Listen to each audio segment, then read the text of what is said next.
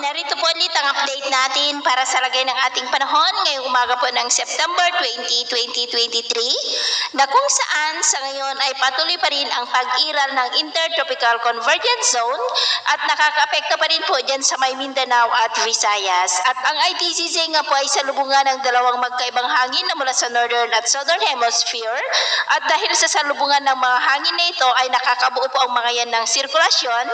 at kung lalakas pa po yan ay nagiging LPA at sa ngayon ay may LPA na within that ITCZ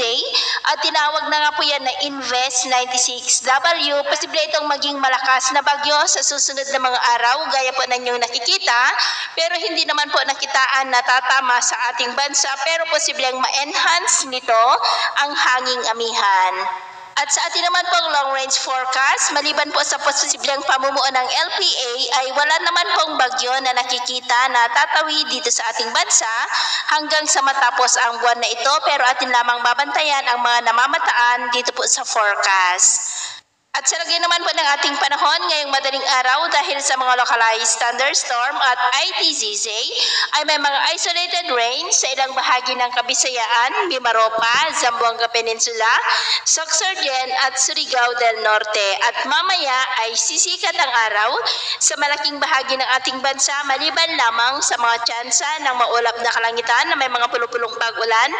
Diyan po sa may Sorsogon, Masbate, Marinduque, Romblon, Southern Palawan,